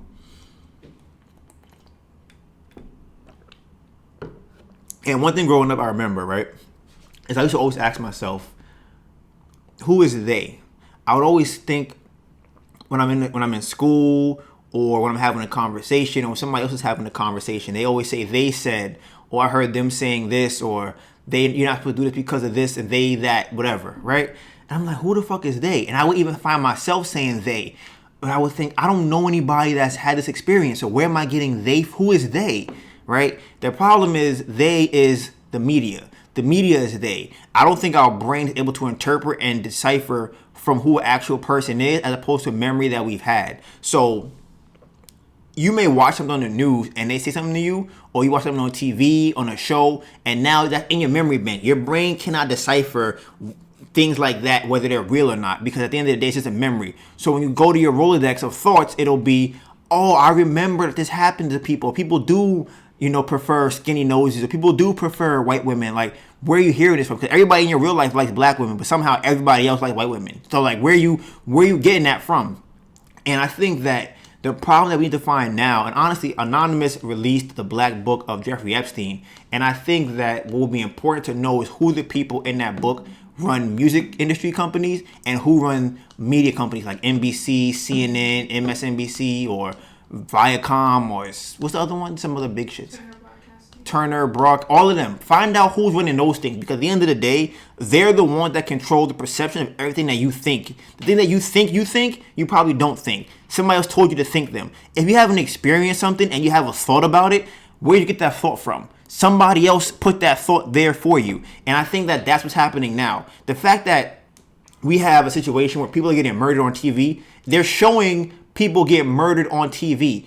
Violent murders are happening on TV of black people. I can't think of a time. Now, I don't watch the news, so I don't know. But then maybe they have white people too. But I don't be seeing white people on TV getting murdered on television. I know for a fact I don't watch the news, and I was in a city that when George Floyd got killed, it was on the news. I didn't want to watch the video because I'm like, I've seen this over the last 5 years. I started noticing a trend. Like, yo, this is getting kind of crazy. Why is it that, like, all of a sudden, out of nowhere, we just killing black people on the news? What the fuck just happened? All of a sudden, everybody getting murdered on the TV. People, like, they showing the most gruesome things on there, and it's traumatizing. You don't have to show me that. You could blur out the body. You could blur that shit out. You don't have to, for me. You don't have to show that to me 24/7 on all news stations all day long, all the time. Because you guys have rules of what you can and can't show. You can't show pornography. You can't show child pornography. You probably can't show bestiality. You probably can't show, you can't say the N-word. But somehow it's okay to show somebody getting murdered? Or the F word, or the R word. You can't say a lot of these things, but somehow it's okay to show a murder on television. How is that possible? How is that even a thing? So you got to ask yourself, why is that okay? If you should be outraged with anybody, it should be with the people that are actually out here greenlighting these things to go on. And then you should look at the people who are sitting in front of the camera who are talking about this shit, who are okay with going in and keep talking and showing these murders over and over again. I feel like these are people we should be upset about. We upset with all the wrong people. We upset with Gucci. We upset with Prada. We upset with Wendy's. We upset with Target. We upset with Sprint. What the fuck? Media companies, figure out why they are showing the shit to you that they're showing to you and get mad at them. We get mad at all the wrong people. And like I said, I feel like that once they're the mouthpiece for the people that run the world, and the thoughts that they want us to have, they can just put in our house every single day, all day long. Now, for my generation, I've noticed that most people don't really watch the news. A lot of people have kind of will be on social media. But I know my parents, my mom, Melissa's parents, her grandmother. I don't know if my dad used to watch it. I just know a lot of old people, they love watching the news. And every time you ask them about something, everything is dangerous. The whole world is falling every day. Even before this, the world is ending. Don't go outside. It's dangerous outside. Oh my God, what's going to happen to us? It's just a bunch of shit like that, right? And like I said, I think that if anything were to happen, it should be us figuring out, okay, how are we going to address this new situation? Because between them and music, those are probably the biggest things, or the most distributed things that we have to see all the time and hear all the time. So yeah, I just wanted people to kind of think about it. Like, next time you say they said, who is they? And ask yourself, why is this on the news? Who is showing this? This is what I think the science to race is, right? It's a very weird dynamic because it's been split up so much and diluted so much that it's kind of hard to pinpoint it. So for me, I think the science to race is derived from privilege, right? So it starts off as who has privilege, right? The most privileged people in the world, as far as I know, are white people, right? And as far as I know, around the whole world, white people are fine everywhere they go. Nobody really don't like it. They're pretty much fine. At least here in America, for sure, they're the most privileged people here. Now, so this is the science that I wrote down. I'm gonna read this formula to you guys that I came up with. So rich white people don't like poor whites because of money, right? Rich whites don't like black people because of class, right? Poor whites don't like blacks because of privilege, and rich whites don't like rich blacks because of class. So I'll put that on the screen so you can read it as I'm about to go over these things. I'm trying to remember how I broke this down when I was riding my bike. So,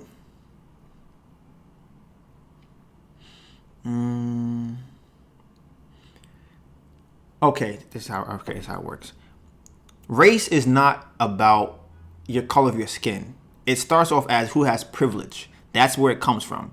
So once you start from there, once you realize that's your foundation, then you can understand the next moves and why everybody does what they do, right? So that's why I just read what I read, because it comes down to who has privilege. So the least amount of privilege you have, funny enough, the more racist people will be towards you, right? The people with the least amount of privilege in the country, as far as I know, are black women. They have the least amount of privilege.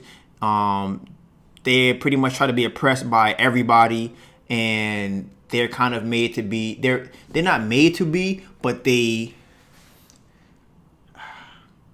been labeled as mad or angry black women. But I feel like, how can I okay, women are made to be submissive, right? And then black men or black men or black people are made to be oppressed, right? Like in the country, in America, they want to oppress us. So if you have it, this is how I look at it. The top, you have the white men, you have the rich white men, right? Under that, you have the regular white men. No, rich white men, rich white women, regular white men, regular white women, rich black men, regular black men, rich black women, rich black men. I don't even know where you put rich black women at. Would they be above? Rich black men, rich black woman, regular black men, regular black woman, poor black men, poor black women, right? And they end up being at the bottom of the totem pole, right? Now, I wish I wrote more stuff on this down, but either way, that's kind of how I look at it. I'm removing everybody else in this. You can find, if you're Spanish, you can figure out where you put yourself on this list, or Asian, or whatever else you want to put on there. I don't know where y'all will go. Y'all figure that out. That's not for me to figure out, because that's not my problem. Y'all figure that out, and when y'all figure it out, then you come to me with a solution. We can work something out. But until then, I'm talking about black people and white people right now. So that's how people are distinguished, is by class and by privilege. It's not necessarily by what the color of your skin is, right? And that's why the white people created this whole lie of race in the first place. I read in some book called Black Millionaires, and they were saying that the reason that's how race even began in the first place. Black poor people and white poor people were in the same situation, but they had to figure out a way to make sure that we don't rise up and do what we're doing now and revolt. So they said, okay, if we make the white poor person feel like they're superior to the black poor person, then they will also, want to feel like they're part of us and not want to. They won't want to lose what they have to black people. So they perpetuated this lie of black and white is a thing, and you're better because you're white. So I'm going to give you money and land because you're a white person, which is ridiculous. But it then put more space between the white rich people and then the black poor people. And the more space you put between there, the harder it is for us to figure out who the actual problem is. Every time I look up, it's not the rich white guy. It's just a white person. And that's when they started saying this whole lie about race is not real, whatever the case might be. And to me, race is as real as money is, right? So the same way that we have given money a worth, we've said that money is valuable to buy laptops or buy water or to buy a house. It's the same thing with race. Race has been given qualities or has been given a certain value. And whether the value is real or not, whether it's tangible or not, it's real and it's become real. It's been built on top of a foundation, and the foundation is that there is no such thing as race. But once we're on top of that, race means that you can get more access to a better living situation. You can get access to better resources. You can get access to better education or healthcare, things like that, right? So now, once you've made that a thing, now it's like, damn, if I want to be healthy, I want to be able to survive or have a better quality of living, I have to now be a certain race, right? And in the grand scheme of things, no, it's not real. But the problem is they've made it a real thing. So until it's abolished across the whole entire world, it'll always be a thing. It won't go anywhere, right? So I have a cousin, right? And he posted a video the other day about shit. He posted a video the other day, and I was kind of annoyed by the video because he sounded like a white person, and the video was about how he hates people say that he's the whitest black person that they know. And what I was touching on earlier about race is that it stems from privilege. That's where race stems from. How much privilege you have is probably close in relation to where you fall on a race totem pole, right? And he's an athlete, right? He's light-skinned. He's a tall athlete, good-looking athlete, and he's a good athlete. So these are things that come with a lot of privilege, right? And I feel like so I'm gonna give some backstory to him, right? He was sheltered his whole life, as far as I know. His parents had him in sports his whole entire life. He, growing up, played all the white sports, right? His mom or dad did not want him playing basketball or football, which people are stereotypically known for being black sports, or those are stereotypically known for being black sports, right? He played baseball, hockey, roller hockey, ice hockey, soccer, tennis, golf. He would go bowling. A lot of sports that just weren't normal to black people, right? I think that's fine. I think it's good to have an idea of all the sports, but I think once you play those sports and they exclude football and basketball, and honestly, I could be biased because I play basketball and I play football and basketball, but I also did tennis and track and soccer and baseball for a little bit. But football, I feel like it's dangerous, so I can understand why you don't want to do that. But I felt like you could play flag football. I feel like he was removed from both of those sports, even though he did play hockey also, which is kind of odd. So either way,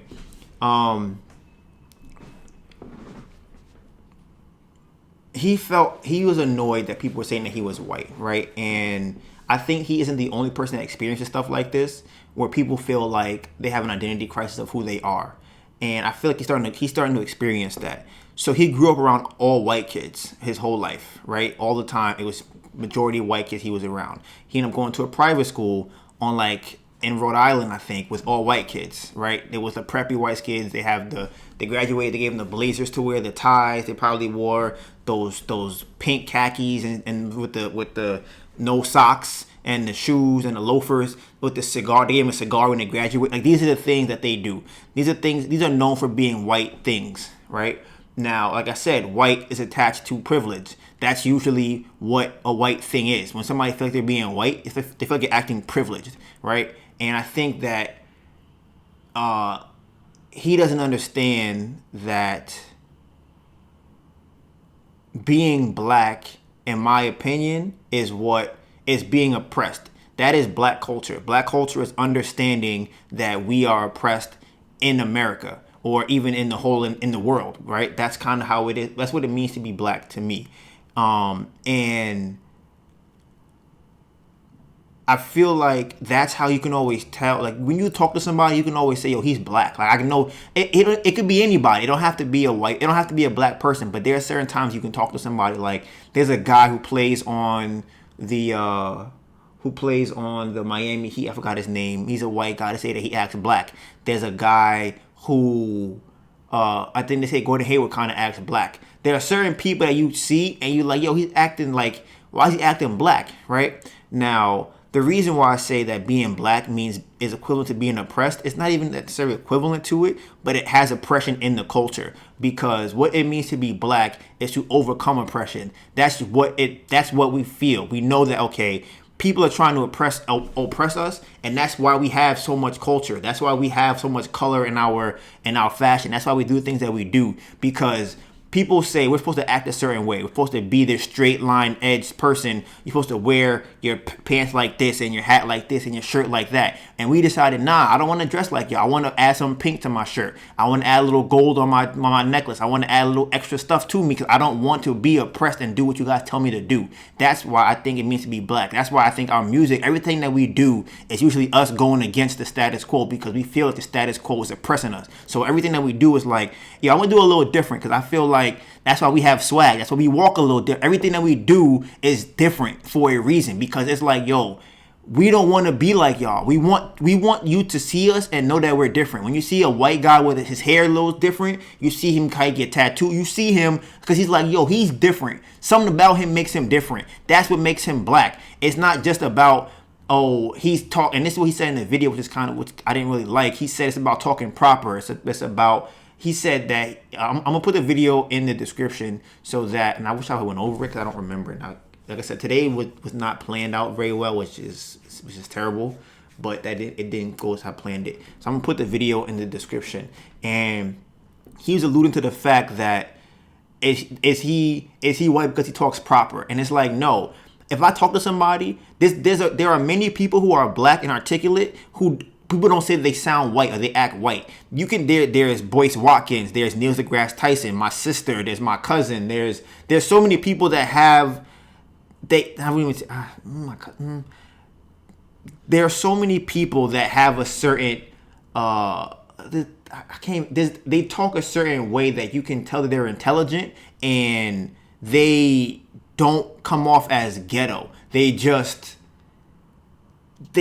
able to articulate themselves, but you can still tell that they sound black. Dr. Umar Johnson, you can tell, like, listen, yeah, he can speak. Probably even Minister Farrakhan, the list goes, Martin Luther King. They all sound black when they talk. It's not about being unarticulate or sounding ghetto. It's a certain kind of way in which you speak that people who are oppressed understand what you're talking about. They can feel the oppression in your voice. They can feel that you're upset about something. The thing that people say about acting white is about being privileged. That's why we say it's acting white. People have a different. When you're an athlete, you have a certain level of privilege. When you grow up around white people, there's a certain level of privilege that you feel that you have because of that. When we were growing up, he used to say that, oh, he felt like he was beige. He's not black. As he used to say when he was younger. Then this is my I don't really know what the truth is to this, but it's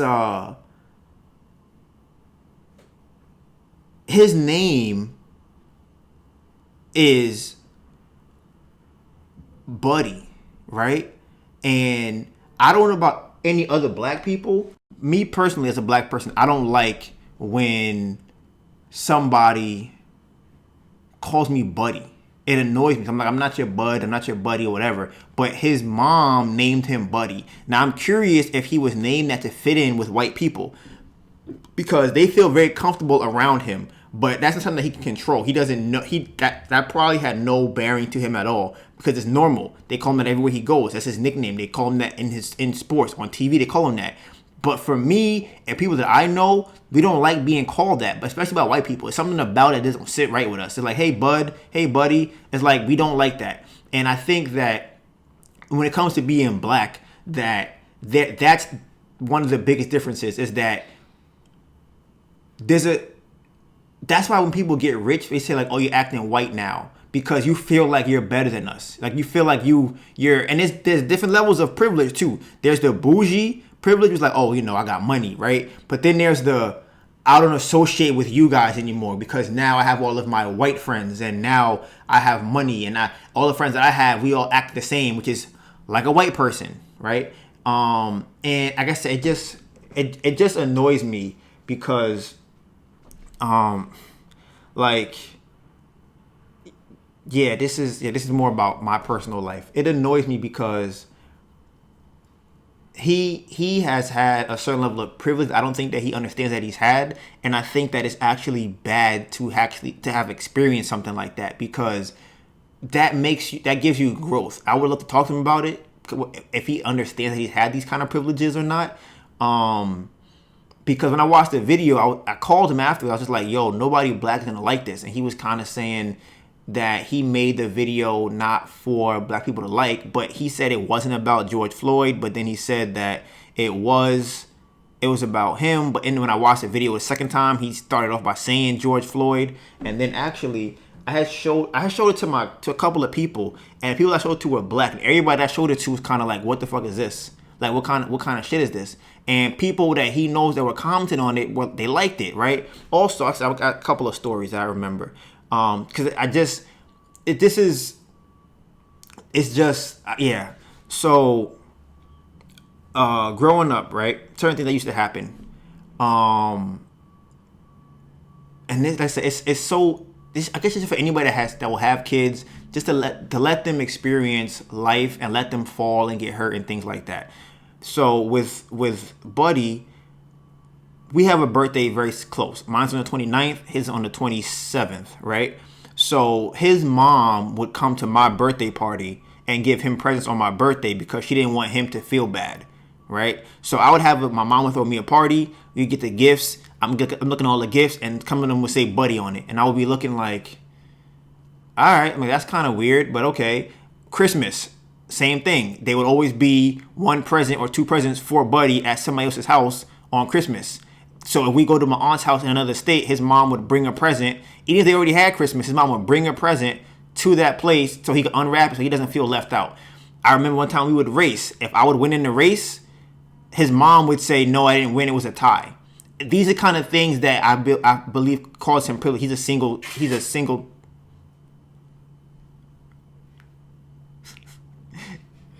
He's a single child, and he's a single child. And me and my other cousin we used to joke because when he would break toys all the time, Game Boys, PS4s, his parents just buy him another one. He had multiple phones. He lose one, break one, and buy him another one. Now, who does that sound like? That doesn't sound like black people's life. That doesn't sound like how we grow up. If you break some shit, you don't get another one. You're going to have to wait. There ain't no just buying you multiple things over and over again. It doesn't work like that, right? What happened? Okay. So, like I said, that's what black means. It's not having that privilege to be able to go, well, I'm gonna get a new pair of sneakers because I lost my last ones, or I'm gonna be able to just get a new phone because I lost the last one. What are you trying to get? Oh.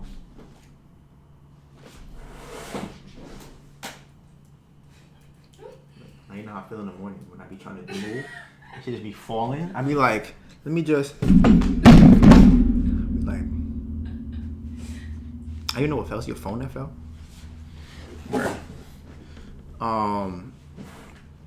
So like I said, that's kind of how that was, and I think it kind of sucks now. And another story too. So this one is kind of funny to me because like I said, it's an identity crisis that I think people have who are biracial, which he's not. But like I said, you can always tell that somebody is black or somebody's acting black or acting white. And in the video, a lot of people who are black also like saying things, who are white also like making terms or saying things like, we all love for everybody. Everybody should be loved. We should have everybody's equal. People love saying that. And you can say that if you view it from their privilege, where you go, yeah, everybody's equal. We're all good up here. But when you're on the bottom looking up, you're like, damn, mate, how they get that and I ain't get that? That's what it means to be black, to look around and be like, something don't seem right here. Like something seems a little off. Something is not right. That's what it means to be black. Black is knowing that something ain't right. That there's privilege that I don't have. There's a luxury that I see somebody else get, and when I try to get it, the same luxury, it becomes a problem. That's what it feels like to be black. And I think a lot of people don't really understand that, especially people who I feel like come from other countries. I don't think that they understand. Maybe I have to talk to more people. When I talk to people from the Caribbean islands, they don't have that. And also on top of that fact is, not only do we have to be oppressed, there is no culture that we have to lean on to hold us up when we get depressed. It's like, when we get oppressed. It's like, okay, if you're African, you can go and lean on your African culture. If something happens, you have that sense of pride of being African. That's what you have as a pride of being Caribbean. You have that pride. You have dance. You have those certain things. we don't have, black people, that I feel like we don't have that. We just have, like I said, oppressed culture. That's literally what it is. So what we decide to overcome is what we call culture. When we decide to go, oh, I'm gonna dress differently because I don't want to look like these white people. If we go, you know what, I'm gonna talk a little bit differently because I don't want to be seen or viewed as these white people. If we decide to go, you know what, I'm gonna make different kind of music because I want people to know that I am not the same as them. But I don't know, I don't have African people. This is another thing too. If people say that we're all Africans and things like that, and that's cool to say, but if you come to me and ask me something about Africa, I don't know shit, right? My grandparents are Jamaican. I never been to Jamaica. My dad didn't go to Jamaica. My mom's not Jamaican. My grandmother on her side isn't Jamaican. So I don't have any roots in that. And what I do have, though, is being raised here, seeing all of the oppression from when I was looking at all the textbooks when I was younger, to seeing the cops getting killed on TV, to having people giving me weird looks on the train, to all types of different things, to seeing like, yo, something here is not right. And then you know who you bond with? You bond with the people that you know also experience oppression. You go, yo, we feel the same thing. And that's why I think black people laugh a lot, because it's like, people tell us problems and we're like, that's funny because what do I deal with so much on a regular basis, and you're telling me about this little thing that happened to you? It's like, that's cute. Like, I think that's funny that you're so saddened by this little thing that happened to you. So like I said, I think that's what it means to be black. It's the overcoming of oppression. It's somebody oppressing you, and that's why I think that's where our strength comes from. Our strength comes from knowing that, damn, y'all try to oppress us for so long and we're still here. We still have black billionaires. We still have black musicians. We still have black clothes and black art and things like that. Even though it has been a targeted and systematic, what do you want to call it? Systematic, I guess, design to make sure that we are oppressed. And I feel like the fact that they still come back from that is kind of why it's great to be black. And like I said, it's different. Black is not, I don't consider, it's weird. So I'm gonna come to that another time, because like I said, I haven't thought all the way through it enough to talk about it right now. But that's what's on the agenda today. I'm gonna take a deep breath, because I feel like I'm speaking fast, and I realize that if I speak slower, it sounds better. And speaking slow helps me to gather myself.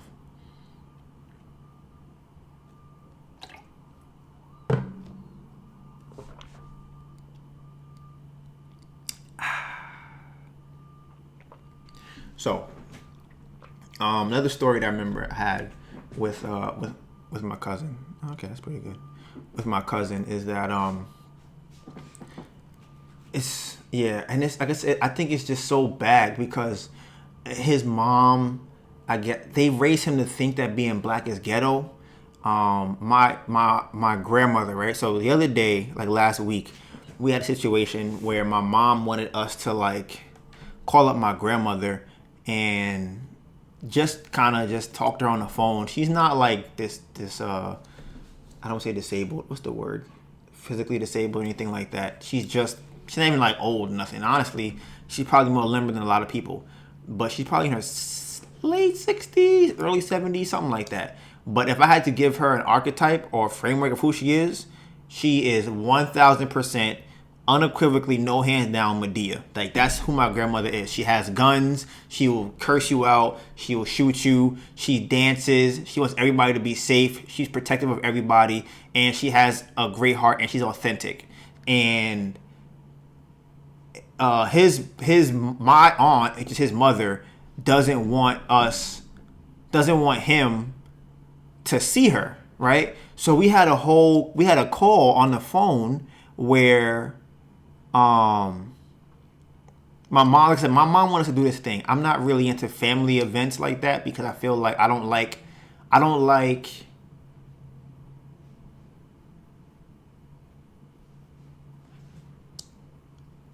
social norms, I guess they could be called, because I'm like, okay, why are we calling her? What is the reason? Is it her birthday? Is it Mother's Day? What is happening? Like, what are we gonna say when we call her? What's the point of all of this, right?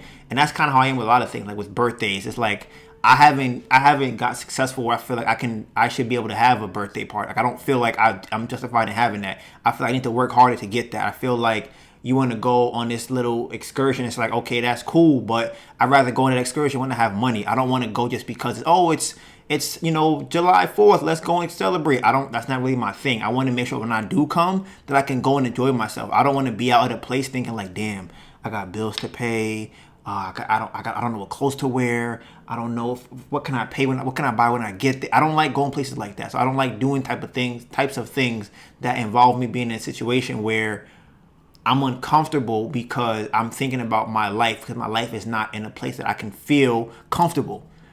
So but now I'm in a better place, but I was just like, okay, why? Like, what am I doing this for? So I decided, you know what? Mom was like, come on, it's good for you, whatever. I'm like, all right, good for my grandmother. This is the real reason why I did it, and this made the most sense to me.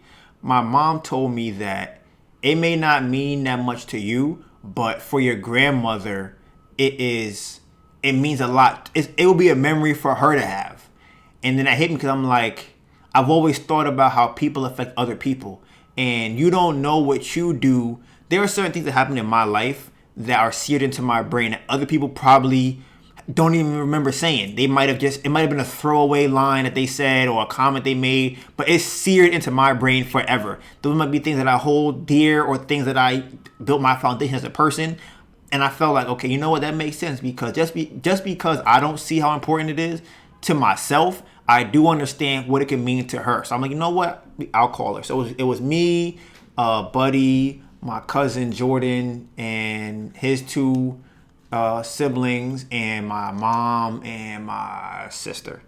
We were all on Zoom, and we were talking to her, right? And my mom wants to do two things. The first thing she wanted us to do was kind of go around a table and say, go around and say, like, a memory that we have of, we call her Mama. And we also, she wanted us to do like a little dance with her. I'm like, I'm not doing that. I'm like, I'll give my memory, but that's it. So my memory of her was that, like I said, if you ever meet my grandmother or see her or anything like that, she's really the person she is Medea 100%. Like, we go out places. She came to the city one time, right? And because she lives in South Carolina or North Carolina, something like that. She came to the city to visit us, and every time we went shopping for like 4th of July. Whenever we went shopping, everybody that was there wanted to invite her to a cookout that they were having that day or that weekend or whatever, right? And I just think that was so funny because you would think that people would say that she's ghetto. People don't want to hang out with her. People would say that she's loud and things like that. But that's what you would say. But in reality, when these things happen, people love her. People want to be around her. People just want to talk to her and hang out with her. She makes people laugh. She makes people feel good. Everybody she's just a magnet for everybody, right? So I think it's so funny because if she had social media, like heavy social media, she would easily have 10, 20, 30,000 people on her Instagram or her social media just because she's so social with everybody, right? And she's hardworking, and that's where I think I got my entrepreneurship from, because like I said earlier, there are certain things that are seared into everybody's brain, whether somebody else thinks it's important or not. So when it was my turn to talk about my grandmother, my story that I told was that she used to have like a food truck, right? And just a side note, she likes to color her hair to match her outfit. So if she's wearing a purple, she might color hair purple. If she's wearing blonde, yeah, all of that, red, everything. That's her thing. She likes to do that, right? I just think that that's so funny. And what? Yes, go ahead. Speak. Go ahead. You be having a problem with people coloring your hair? I do. So I don't understand. I think it's funny. Like, what are you doing, Mama? Why are you doing that? What are you talking about? What do you mean you have your hair red to match it? What are you talking about? What? So I think it's funny, but I'm just like, that's why it's like really, Mama? She come, I don't see her. She come up. I'm like, your hair is orange? She's like, yeah, it matches my dress.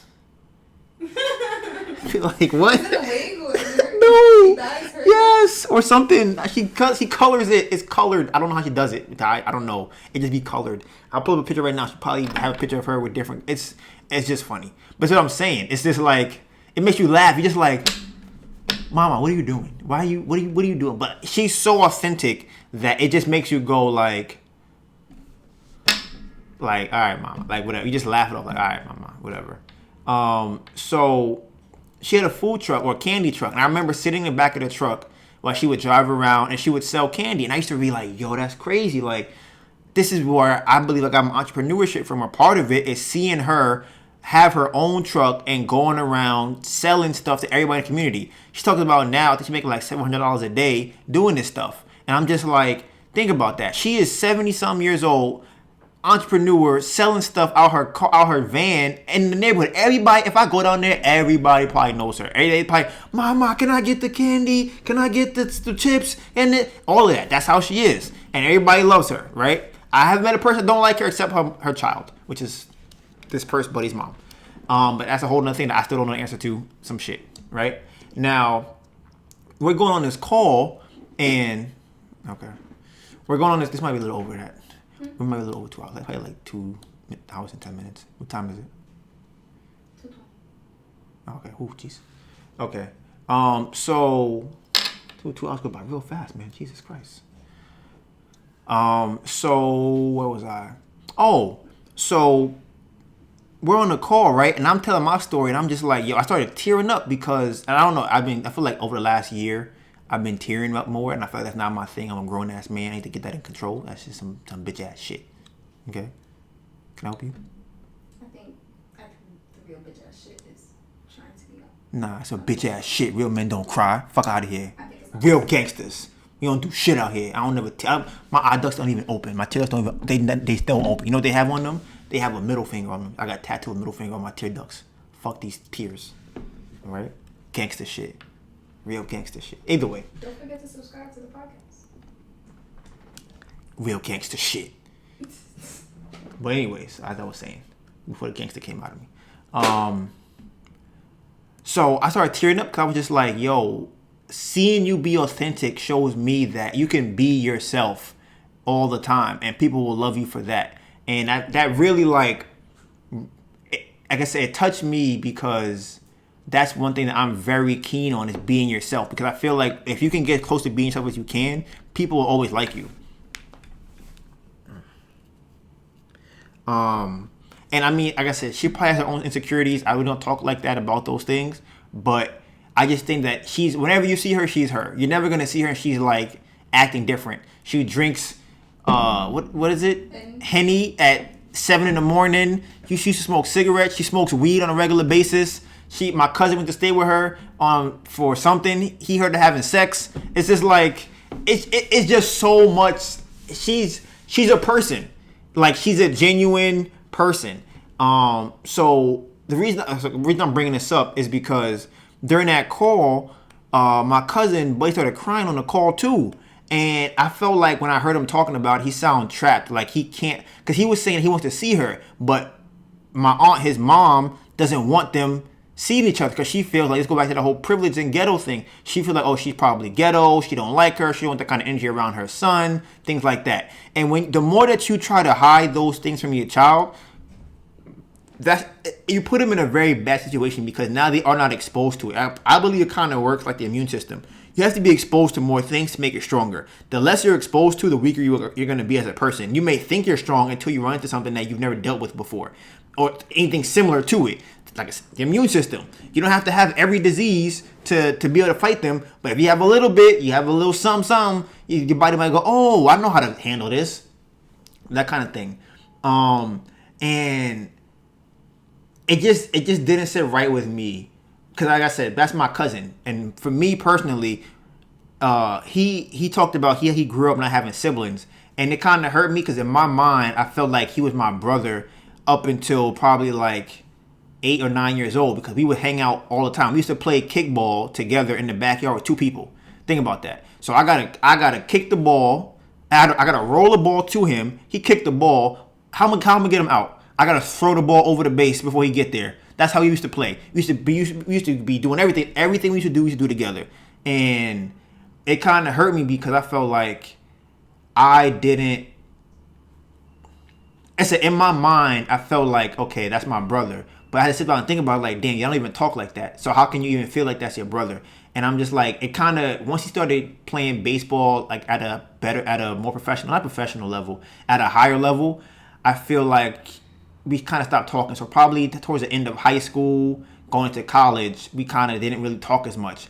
And I felt like it was, for me, I'm like, I didn't want to get weird between us having conversations, because I'm like, I don't know how to connect with him, because I don't know where he's at in his life, as far as, if me saying what's up, does that mean that he thinks that I want money from him? Does he, like, what's the dynamic going to be now that we haven't talked for so long? What do we talk about? I don't want to be that guy. But after that phone call, I'm like, I feel like I need to talk to him, because I think that he is weird. Like I said, I think that he needs somebody black around him.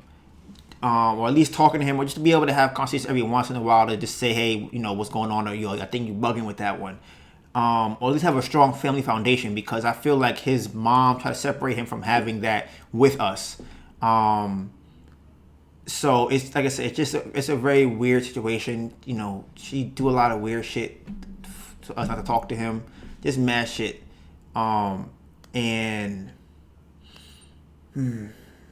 Yeah, like I said, it just kind of sucks. So yeah, it's a little bit more stuff I want to go into with that, but like I said, it's two reasons why I said this. I wanted to get it out for anybody else that's listening about having identity crises and things like that, because I have a friend who I grew up with also, who she's biracial, but she's black. And can I help you? Can I help you? Okay, I'm licensed. So she grew up black dad, white mom, but she's black. I don't see her as white. When we talk, she comes off as black to me. I never even thought she was kind of white or anything like that. So this, like I said, this goes back to, I feel as though when you understand oppression, you kind of understand what it means to be black. So can you put the thing back on?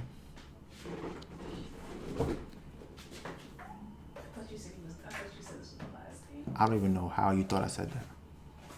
I'm like the laptop closed, the TV black. I'm like, what is going on here? I literally thought you said it was the last, because it's only like 9 minutes left. I have one more thing to talk about. No, not that. Yeah. Oh, that's supposed to be in the other section. Jesus. Yelling death, precinct shut down. All right, so it's gonna be a little rapid fire shit, I guess, because we got 10 minutes left for the podcast, and I'm trying to keep it to around 2 hours, close to that.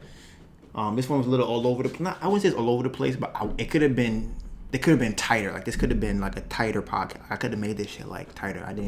I wasn't on my game for this one. There's a lot of stuff going on right now in the world.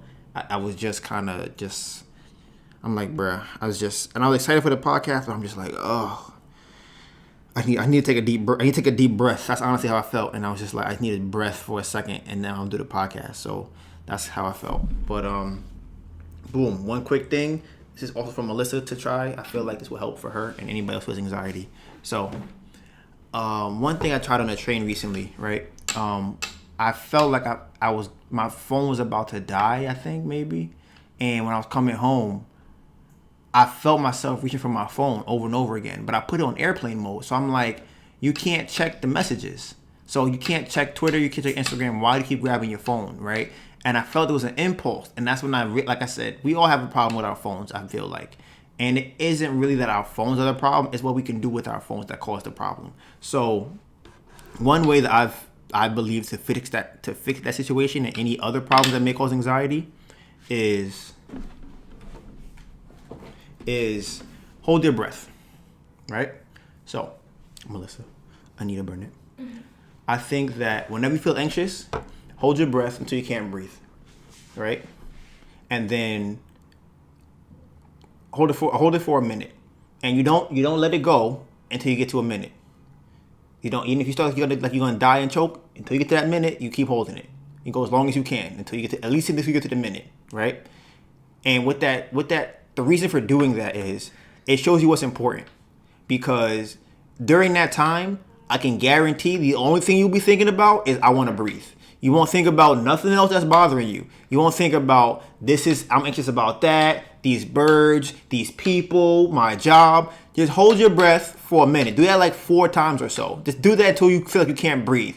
And then when you're finally done, then you'll be like, wow, nothing else is really important. Like for those 4 minutes, all I could think about was breathing. I couldn't think about nothing else other than that, just being able to breathe. And I did that on the train. I was just like, oh shit. Right after I fell asleep, I was like, oh shit. I felt so calm. I'm like, bruh, none of this shit really matters. I'm like, fuck my cell phone. I don't give a fuck. I'm like, for those last 4 minutes, that didn't even cross my mind. All I was thinking about is, damn, it's not a minute yet. Fuck, it's not a minute. I'm about to die. My chest hurt. Oh my God, I can't breathe. Oh shit. Okay, I can breathe. Do it again. 1, 2. That's how it was. And then once I was done, I was like, bruh, I forgot why I was even anxious. I'm like, what was I even thinking about? And all of that stuff went away. So I think that's a good exercise if your thing went away again on the screen. So I think that's a very helpful exercise to do for anxiety for anybody. Also, I want to talk about the police situation. So right now, everybody's rioting. I'm 100% for it. Honestly, if you guys want to burn everything down to the ground, I don't care. I'm not going to be the person to be like, oh, don't do that. I don't care at all, right?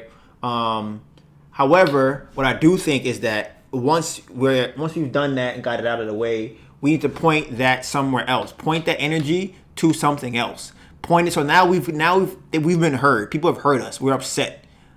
Got it. Now we have to figure out, okay, how can we affect the game that they put us in? They put us in the game that has disproportionately affected us and made sure that we won't win. So how can we affect that? We have to find out how the game is played and win that game. One thing I was thinking about, which would be kind of fun to do, is we can, probably not now, because like I said, everybody's rioting, a lot of things happening. The same way that we're rioting right now, we should all file complaints to the police officers precinct, right? If we had to file thousands of complaints to officers precinct, I don't know how you even file a complaint for the officers precinct.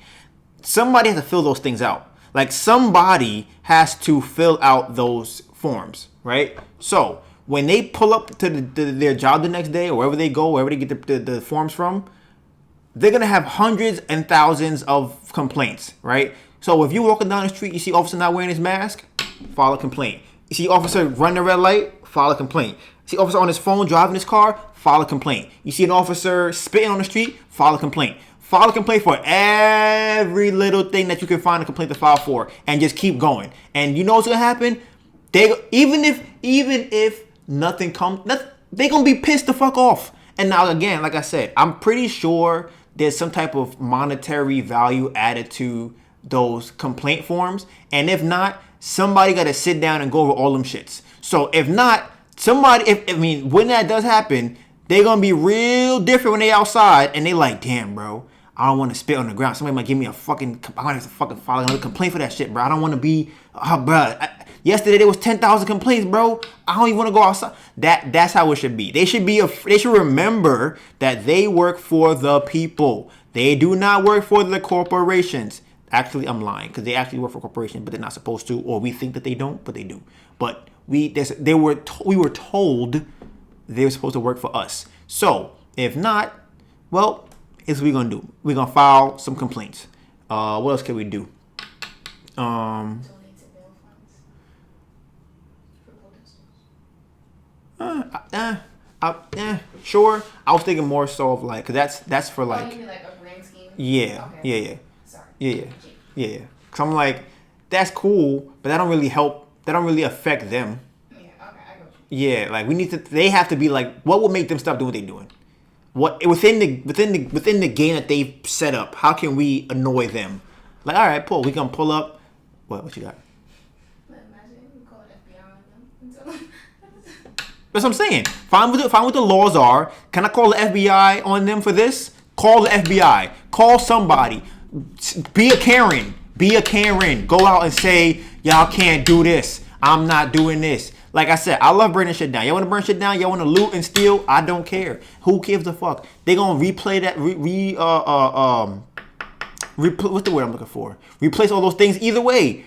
At the end of the day, right? People, they rob Rolex, bro. I was in a house. They robbed Nike. You know where I was at? In my fucking house. They robbed Adidas. You know where I'm at? In the house. With nothing for free. They ain't give me nothing. Ain't nobody buy me nothing. Ain't nobody give me shit. Ain't nobody give me nothing. Ain't get no free shit. But they beat people's ass. All types of crazy last night. And they robbed Macy's last night. They had Louis Vuitton in there. They was wilding. I just wish... like I said, I don't even care. But I do think there's another agenda happening here. This is the last thing I'm going to say. So, let me get this is the last thing I'm going to say for the podcast. Okay. I want everybody to take a deep breath and remember, or just listen real close. Listen real close. All right, here we go. There's an agenda that is happening right now. I don't know what it is. I don't know how it works, but there is an agenda that's happening. Okay? The coronavirus thing that happened was to get everybody inside the house, right? Then on top of that, they said that they had the curfew. Not they had the coronavirus, everybody stay inside the house. They also had the curfew right now. Everybody stay inside the house, right? They had the murder hornets. That means everybody stay inside the house. They had the rats that's going to kill people. Everybody stay inside the house. They got looters and rioters. They want everybody to stay inside the house, okay? Everything that they're telling us to do, what else was it? They had aliens. Everyone stay inside the house, right? That's what they're trying to get us to stay inside the house. I don't know why it is, but they want us in the house. They're trying to do something that requires us to be in the house. I don't know what it is or why it is, but that's what's happening, right? Now, I think it's very odd if you guys look at the timeline of when I think it was the guy that was running that got shot, the one Ahmaud Arbery, or the guy that was who stole a car, I think, and was running and got shot in the park, right? As soon as they decided to, oh my God, that makes sense. As soon as they decided to let up on the restrictions of people going outside, all of a sudden the news started telling us that black people were getting shot outside again. That's what it was, right? Also, another thing they did, they removed the basketball rims from people playing basketball outside. So we can't even go to the park and play basketball. They want us inside. Because it's like, think about this, right? This is why I think they want us to protest. Because it makes no sense why they wouldn't. They want us out. No. I can't even think of what it would be. I'm trying to figure out if they want us to protest or they want us to be, okay. They want us inside the house. I know that for sure. I don't know how they want us to get there, but they want us inside the house. When it comes to rioting and protesting, how else would you get somebody to riot and protest, right? If you look up body language, you can have what? What are you saying? What? Oh, because when there's rioting and protesting going on, they can, enforce a curfew and everything. That's what I was thinking. Yeah. So they can force us to stay in the house if they incite a riot from their end, and then we have to stay in the house because of that. More forceful with it. Right, and they can be forceful with enforcing the curfew because you can't enforce a curfew for the coronavirus. I mean, they did in China, but as far as I know, but not here. So where was I? You had the body language, right? If you are happy because you smile, you don't smile because you're happy. So what that means is that once the muscles in your face make us move a certain way, it releases chemicals in your brain, right? So when they train certain animals, you can domesticate an animal depending on if you put a leash on them. If you put a saddle on a horse, it makes them act a certain way, right?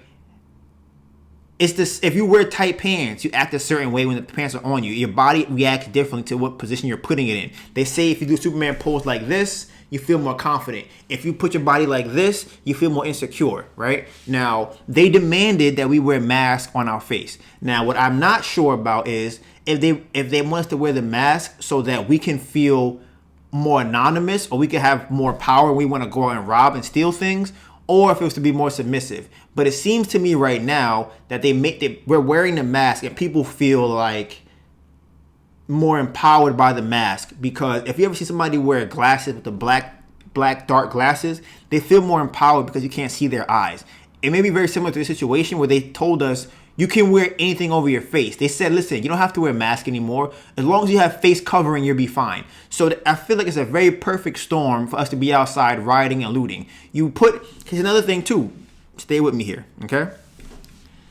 Most people would not be rioting and looting right now if there was a job to go to. Because the most time we have protests, people are in there. People are going, damn, I would protest right now, but y'all gotta go to work. I don't want to get fired from my job. People not getting fired right now. And why is that? Because they manufactured a stay-at-home situation. So now we have to be in the house. What else you gonna do? Of course you're gonna go out and protest. There's nothing else to do. You go riot and protest. You can't play basketball. They don't want you going to the park. They just want you to be outside protesting. Now that could be so that when you protest, they enforce a curfew. So now you have to be in the house. So now if they see you outside, they can force your ass in the house. So that's what I think is happening. Now also, what I think could have possibly been a thing is that, I don't know which came first, because maybe people were going outside after coronavirus and they was like, damn, this is not working the way we wanted it to. We have to find a way to be able to force them in the house. So we can cause mass mayhem with all these murders of black people. We can get a situation where we can force them inside the house. So like I said, this is planned. I just don't know what the goal is. I don't know if they're trying to, do something with the number cinco. I don't want to say that on here because I might get, my shit pulled down. But cinco. Think of that number. Cinco. Cinco. If anybody knows Spanish, cinco. And y'all figure out what else could be happening with the cinco. The cinco gumballs. Okay? So, oh please, you can't do the five. Well, no, what is it? How's that song go? Y'all just be clowning. I want to see you 5,000. Right? That's how it goes. So I forgot. I forgot how the song goes. Cause I can't say the thing because then the algorithm might hear what I said and they'll pull this shit down. So I don't want to say the word. The word. What is cinco? Don't say it out loud. Yes.